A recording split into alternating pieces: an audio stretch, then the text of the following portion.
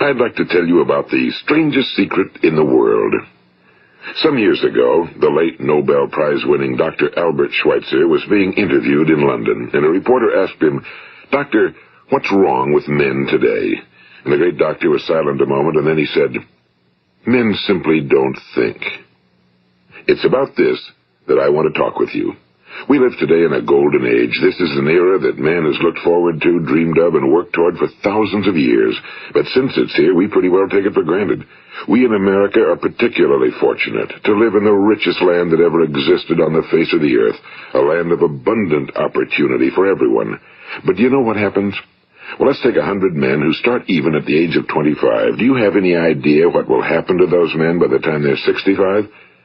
These 100 men who all start even at the age of 25 believe they're going to be successful. If you ask any one of these men if he wanted to be a success, he'd tell you he did. And you'd notice that he was eager toward life, that there was a certain sparkle to his eye, an erectness to his carriage, and life seemed like a pretty interesting adventure to him. But by the time they're 65, 1 will be rich. 4 will be financially independent. 5 will still be working. 54 will be broke. Now think a moment. Out of the 100, only 5 make the grade. Now why do so many fail? What has happened to the sparkle that was there when they were 25? What's become of the dreams, the hopes, the plans? And why is there such a large disparity between what these men intended to do and what they actually accomplished? When we say about 5% achieve success, we have to define success. And here's the best definition I've ever been able to find. Success is the progressive realization of a worthy ideal. If a man is working toward a predetermined goal and knows where he's going, that man is a success. If he's not doing that, he's a failure. Success is the progressive realization of a worthy ideal. Rollo May, the distinguished psychiatrist, wrote a wonderful book called Man's Search for Himself. And in this book he says, the opposite of courage in our society is not cowardice. It is conformity. And there you have the trouble today. It's conformity, people acting like everyone else without knowing why, without knowing where they're going. Now think of it. In America right now, there are over 18 million people 65 years of age and older. And most of them are broke. They're dependent on someone else for life's necessities. Now, we learn to read by the time we're 7. We learn to make a living by the time we're 25. Usually by that time, we're not only making a living, we're supporting a family. And yet by the time we're 65, we haven't learned how to become financially independent in the richest land that has ever been known. Why? We conform. And the trouble is that we're acting like the wrong percentage group, the 95 who don't succeed. Now, why do these people conform? Well, they really don't know. These people believe that their lives are shaped by circumstances, by things that happen to them, by exterior forces. They're outer-directed people. A survey was made one time that covered a lot of men, working men, and these men were asked, "Why do you work? Why do you get up in the morning?" 19 out of 20 had no idea. If you ask them, they'll say, well, everyone goes to work in the morning, and that's the reason they do it, because everyone else is doing it. Now let's get back to our definition of success. Who succeeds? The only person who succeeds is the person who is progressively realizing a worthy ideal. He's the person who says, I'm going to become this, and then begins to work toward that goal. I'll tell you who the successful people are. A success is the school teacher who's teaching school because that's what he or she wants to do. The success is the woman who's a wife and mother because she wanted to become a wife and mother and is doing a good job of it. The success is the man who runs the corner gas station because that was his dream. That's what he wanted to do. The success is the successful salesman who wants to become a top-notch salesman and grow and build with his organization. A success is anyone who is doing deliberately a predetermined job because that's what he decided to do deliberately. But only 1 out of 20 does that. That's why today there isn't really any competition unless we make it for ourselves. Instead of competing, all we have to do is create. You know, for 20 years, I looked for the key which would determine what would happen to a human being. Was there a key I wanted to know which would make the future a promise that we could foretell to a large extent? Was there a key that would guarantee a person's becoming successful if he only knew about it and knew how to use it? Well, there is such a key, and I've found it. Have you ever wondered why so many men work so hard and honestly without ever achieving anything in particular, and others don't seem to work hard and yet seem to get everything? They seem to have the magic touch. You've heard them say that about someone. Everything he touches turns to gold. And have you ever noticed that a man who becomes successful tends to continue to become successful? And on the other hand, have you noticed how a man who's a failure tends to continue to fail? Well, it's because of goals. Some of us have goals, some don't. People with goals succeed because they know where they're going. It's that simple. Think of a ship leaving a harbor, and think of it with the complete voyage mapped out and planned. The captain and crew know exactly where it's going and how long it'll take. It has a definite goal. Now, 9,999 times out of 10,000, it will get to where it started out to get. Now, let's take another ship, just like the first, only let's not put a crew on it or a captain at the helm. Let's give it no aiming point, no goal, no destination. We just start the engines and let it go. I think you'll agree with me that if it gets out of the harbor at all, it will either sink or wind up on some deserted beach, a derelict. It can't go anyplace because it has no destination and no guidance, and it's the same with a human being. Take the salesman, for example. There's no other person in the world today with the future of a good salesman. Selling is the world's highest paid profession, if we're good at it and if we know where we're going. Every company needs top-notch salesmen, and they reward those men. The sky's the limit for them. But how many can you find? Someone once said the human race is fixed, not to prevent the strong from winning, but to prevent the weak from losing. The American economy today can be likened to a convoy in time of war. The entire economy is slowed down to protect its weakest link, just as the convoy had to go at the speed that would permit its slowest vessel to remain in formation. That's why it's so easy to make a living today. It takes no particular brains or talent to make a living and support a family today. So we have a plateau of so-called security, if that's what a person's looking for. But we do have to decide how high above this plateau we want to aim. Now let's get back to the strangest secret in the world, the story that I wanted to tell you today. Why do men with goals succeed in life and men without them fail? Well, let me tell you something which, if you really understand it, will alter your life immediately. If you understand completely what I'm going to tell you from this moment on, your life will never be the same again. You will suddenly find that good luck just seems to be attracted to you. The things you want just seem to fall in line, and from now on you won't have the problems, the worries, the gnawing lump of anxiety that perhaps you've experienced before. Doubt, fear, well, they'll be things of the past. Here's the key to success and the key to failure. We become what we think about. Now let me say that again. We become what we think about. Throughout all history, the great wise men and teachers, philosophers and prophets have disagreed with one another on many different things. It's only on this one point that they are in complete and unanimous agreement. Listen to what Marcus Aurelius, the great Roman emperor, said. A man's life is what his thoughts make of it. Disraeli said this. Everything comes if a man will only wait. I've brought myself by long meditation to the conviction that a human being with a settled purpose must accomplish it, and that nothing can resist a will that will stake even existence for its fulfillment. Ralph Waldo Emerson said this, a man is what he thinks about all day long. William James said, the greatest discovery of my generation is that human beings can alter their lives by altering their attitudes of mind. And he also said, we need only in cold blood act as if the thing in question were real, and it will become infallibly real by growing into such a connection with our life that it will become real. It will become so knit with habit and emotion that our interest in it will be those which characterize belief.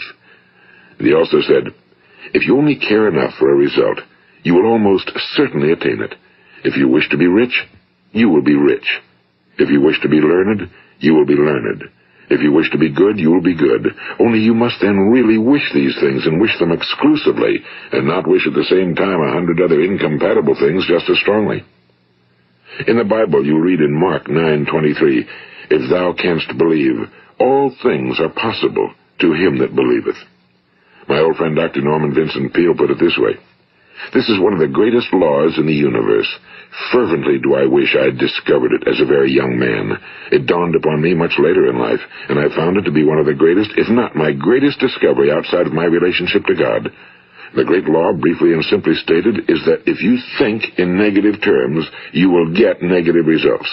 If you think in positive terms, you will achieve positive results. That is the simple fact, he went on to say, which is at the basis of an astonishing law of prosperity and success. In 3 words, believe and succeed. William Shakespeare put it this way: our doubts are traitors and make us lose the good we oft might win by fearing to attempt. George Bernard Shaw said, people are always blaming their circumstances for what they are. I don't believe in circumstances. The people who get on in this world are the people who get up and look for the circumstances they want, and if they can't find them, make them. Well, that's pretty apparent, isn't it? And every person who discovered this for a while believed that he was the first one to work it out. We become what we think about. Now, it stands to reason that a person who's thinking about a concrete and worthwhile goal is going to reach it, because that's what he's thinking about, and we become what we think about. Conversely, the man who has no goal, who doesn't know where he's going, and whose thoughts must therefore be thoughts of confusion and anxiety and fear and worry, becomes what he thinks about. His life becomes one of frustration and fear and anxiety and worry. And if he thinks about nothing, he becomes nothing. Now, how does it work? Why do we become what we think about? Well, I'll tell you how it works as far as we know. Now, to do this, I want to tell you about a situation that parallels the human mind. Suppose a farmer has some land, and it's good fertile land. Now, the land gives the farmer a choice.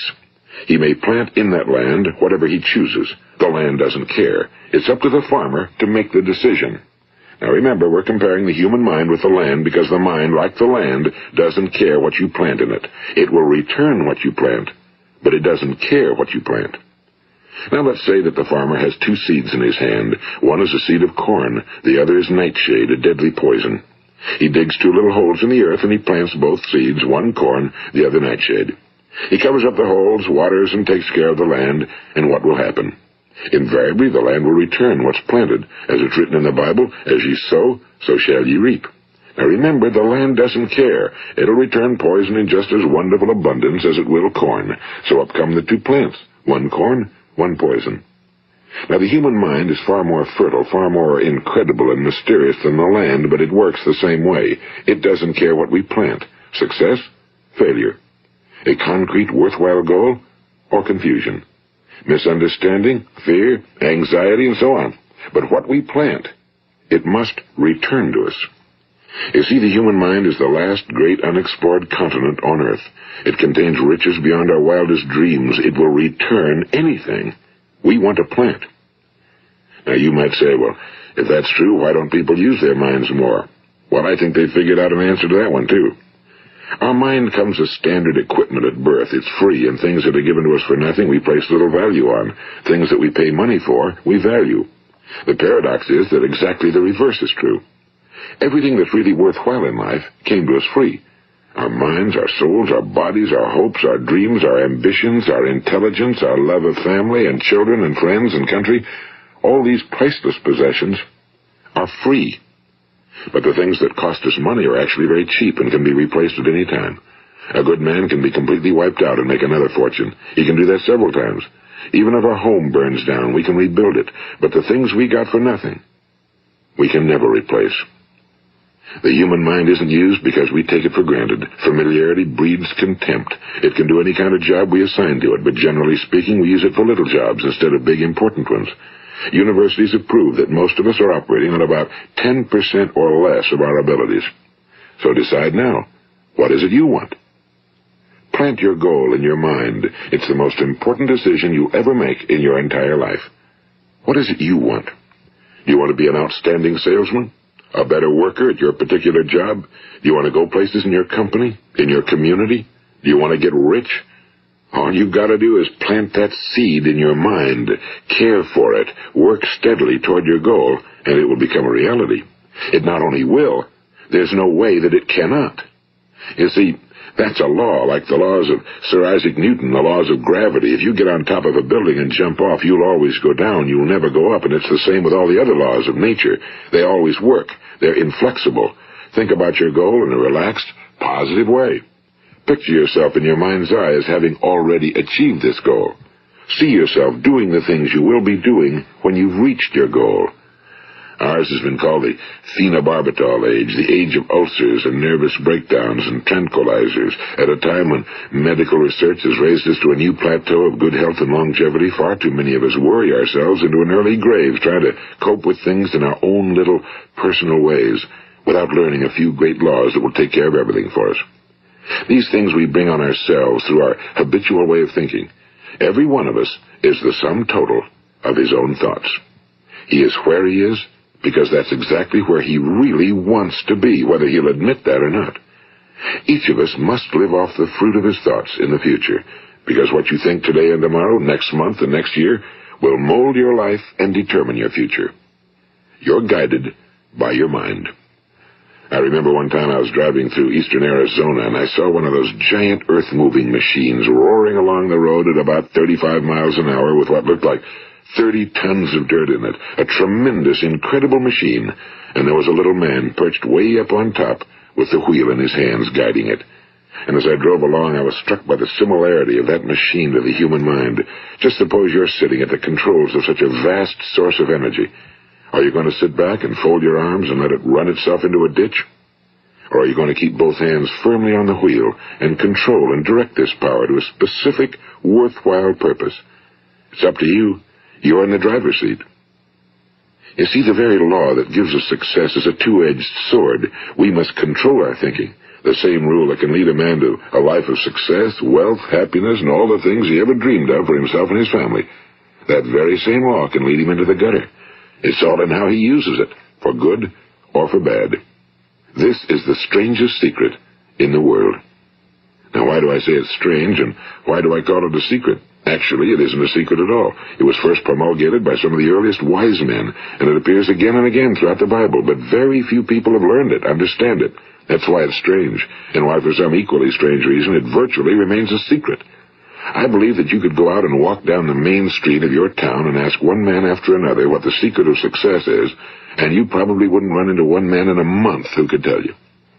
Now, this information is enormously valuable to us if we really understand it and apply it. It's valuable to us not only for our own lives, but the lives of those around us, our families, employees, associates, and friends. Life should be an exciting adventure. It should never be a bore. A man should live fully, be alive. He should be glad to get out of bed in the morning. He should be doing a job he likes to do because he does it well. One time I heard Grove Patterson, the great late editor-in-chief of the Toledo Daily Blade, make a speech, and as he concluded his speech, he said something I've never forgotten. He said, "My years in the newspaper business have convinced me of several things. Among them, that people are basically good, and that we came from someplace, and we're going someplace. So we should make our time here an exciting adventure. The architect of the universe didn't build a stairway leading nowhere." And the greatest teacher of all, the carpenter from the plains of Galilee, gave us the secret time and time again. As ye believe, so shall it be done unto you. I've explained the strangest secret in the world and how it works. Now, on this side, I want to explain how you can prove to yourself the enormous returns possible in your own life by putting this secret to a practical test. I want you to make a test that will last 30 days. It isn't going to be easy, but if you'll give it a good try, it will completely change your life for the better. Now, back in the 17th century, Sir Isaac Newton, the English mathematician and natural philosopher, gave us some natural laws of physics which apply as much to human beings as they do to the movement of bodies in the universe. And one of these laws is that for every action, there is an equal and opposite reaction. Simply stated, as it applies to you and me, it means we can achieve nothing without paying the price. The results of your 30-day experiment will be in direct proportion to the effort you put forth. To be a doctor, you must pay the price of long years of difficult study. To be successful in selling, and remember that each of us succeeds to the extent of his ability to sell. Selling our families on our ideas, selling education in schools, selling our children on the advantages of living the good and honest life, selling our associates and employees on the importance of being exceptional people. To, of course, the profession of selling itself. But to be successful in selling our way to the good life, we must be willing to pay the price. And what is that price? Well, it's many things. First, it's understanding emotionally, as well as intellectually, that we literally become what we think about, that we must control our thoughts if we're to control our lives. It's understanding fully that as ye sow, so shall ye reap. Second, it's cutting away all fetters from the mind and permitting it to soar as it was divinely designed to do. It's the realization that your limitations are self-imposed and that the opportunities for you today are enormous beyond belief. It's rising above narrow-minded pettiness and prejudice. And third, it's using all your courage to force yourself to think positively on your own problem, to set a definite and clearly defined goal for yourself, to let your marvelous mind think about your goal from all possible angles, to let your imagination speculate freely upon many different possible solutions, to refuse to believe that there are any circumstances sufficiently strong to defeat you in the accomplishment of your purpose, to act promptly and decisively when your course is clear, and to keep constantly aware of the fact that you are, at this moment, standing in the middle of your own acres of diamonds, as Russell Conwell used to point out. And fourth, save at least 10% of every dollar you earn. It's also remembering that no matter what your present job, it has enormous possibilities, if you're willing to pay the price. Now let's just go over the important points in the price each of us must pay to achieve the wonderful life that can be ours. It is, of course, worth any price. 1. You will become what you think about. 2. Remember the word imagination and let your mind begin to soar. 3. Courage. Concentrate on your goal every day. 4. Save 10% of what you earn. And 5. Action. Ideas are worthless unless we act on them. Now, I'll try to outline the 30-day test I want you to make. Keep in mind that you have nothing to lose by making this test and everything you could possibly want to gain. There are two things that may be said of everyone. Each of us wants something, and each of us is afraid of something. I want you to write on a card what it is you want more than anything else. It may be more money. Perhaps you'd like to double your income or make a specific amount of money. It may be a beautiful home. It may be success at your job. It may be a particular position in life. It could be a more harmonious family. Each of us wants something.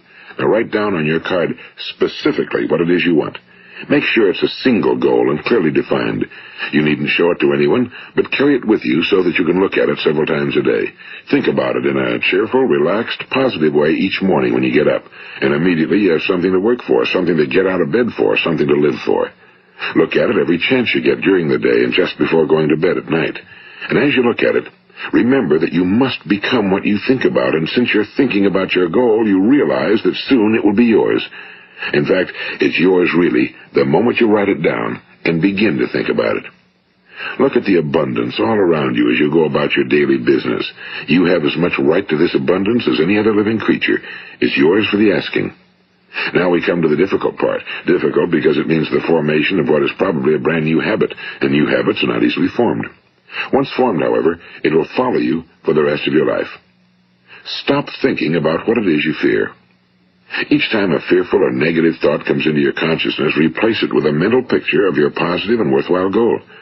And there will come times when you'll feel like giving up. It's easier for a human being to think negatively than positively. That's why only 5% are successful. You must begin now to place yourself in that group.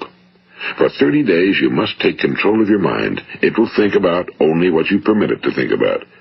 Each day for this 30-day test, do more than you have to do. In addition to maintaining a cheerful, positive outlook, give of yourself more than you've ever done before. Do this knowing that your returns in life must be in direct proportion to what you give. The moment you decide on a goal to work toward, you're immediately a successful person. You are then in that rare and successful category of people who know where they're going. Out of every 100 people, you belong to the top 5. Don't concern yourself too much with how you're going to achieve your goal. Leave that completely to a power greater than yourself. All you have to do is know where you're going. The answers will come to you of their own accord and at the right time. Remember these words from the Sermon on the Mount, and remember them well. Keep them constantly before you this month of your test. Ask, and it shall be given you. Seek, and ye shall find. Knock, and it shall be opened unto you. For every one that asketh receiveth, and he that seeketh findeth, and to him that knocketh it shall be opened. It's as marvelous and as simple as that.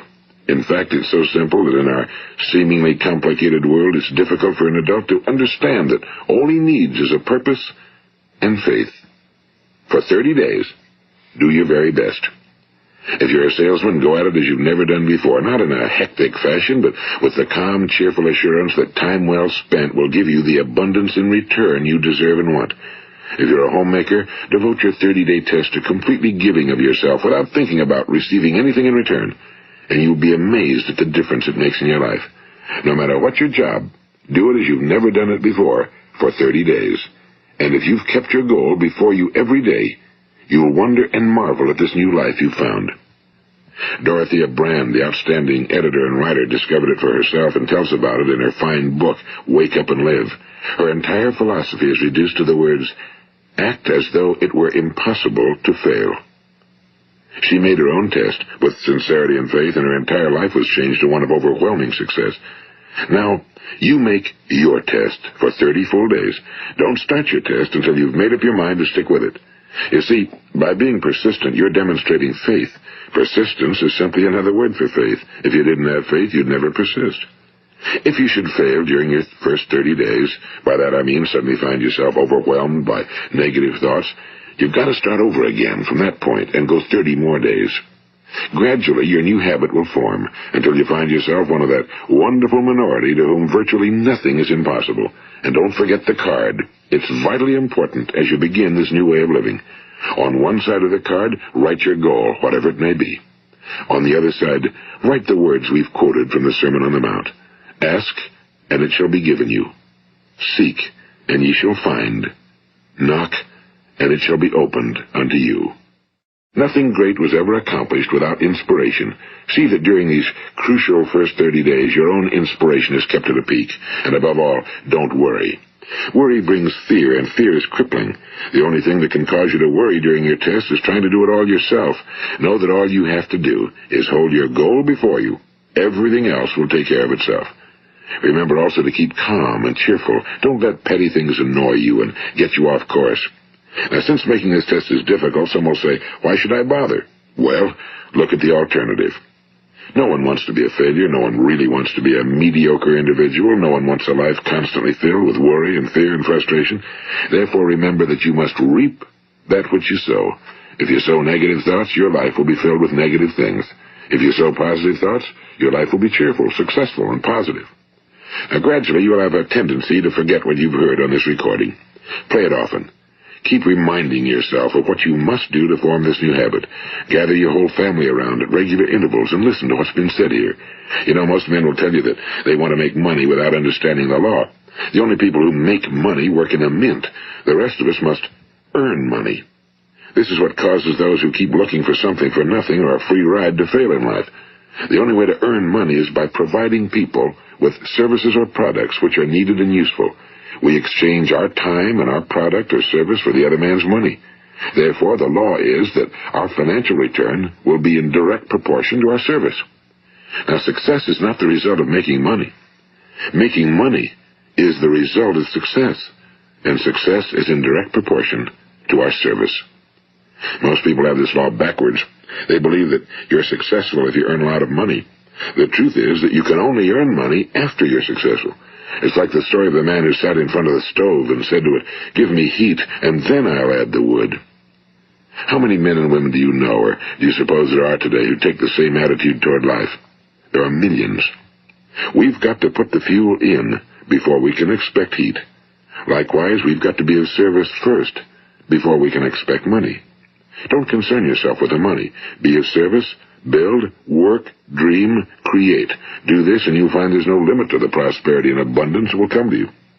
Prosperity, you know, is founded upon a law of mutual exchange. Any person who contributes to prosperity must prosper in turn himself. Sometimes the return will not come from those you serve, but it must come to you from someplace, because that's the law. For every action, there is an equal and opposite reaction. As you go daily through your 30-day test period, remember that your success will always be measured by the quality and quantity of service you render, and money is a yardstick for measuring this service. No man can get rich himself unless he enriches others. Now, there are no exceptions to a law. You can drive down any street in America and from your car estimate the service that's being rendered by the people living on that street. Had you ever thought of this yardstick before? It's interesting. Some, like ministers and priests and other devoted people, measure their returns in the realm of the spiritual, but again, their returns are equal to their service. Once this law is fully understood, any thinking person can tell his own fortune. If he wants more, he must be of more service to those from whom he receives his return. If he wants less, he has only to reduce his service. This is the price you must pay for what you want. If you believe you can enrich yourself by deluding others, you can end only by deluding yourself. It may take some time, but just as surely as you breathe, you'll get back what you put out. Don't ever make the mistake of thinking you can avert this. It's impossible. The prisons and the streets where the lonely walk are filled with people who tried to make new laws just for themselves. We may avoid the laws of man for a while, but there are greater laws that cannot be broken. An outstanding medical doctor recently pointed out 6 steps that will help you realize success. 1. Set yourself a definite goal. 2. Quit running yourself down. 3. Stop thinking of all the reasons why you cannot be successful and instead think of all the reasons why you can. 4. Trace your attitudes back through your childhood and try to discover where you first got the idea you couldn't be successful, if that's the way you've been thinking. 5. Change the image you have of yourself by writing out a description of the person you would like to be. And 6. Act the part of the successful person you have decided to become. The doctor who wrote those words is a noted West Coast psychiatrist, Dr. David Harold Fink. Do what the experts since the dawn of recorded history have told you must do. Pay the price by becoming the person you want to become. It's not nearly as difficult as living unsuccessfully. Make your 30-day test, then repeat it again, and each time it will become more a part of you until you'll wonder how you could ever have lived any other way. Live this new way, and the floodgates of abundance will open and pour over you more riches than you may have dreamed existed. Money? Yes, lots of it. But what's more important, you'll have peace. You'll be in that wonderful minority who lead calm, cheerful, successful lives. Start today. You have nothing to lose, but you have a whole life to win. This is Earl Nightingale, and thank you.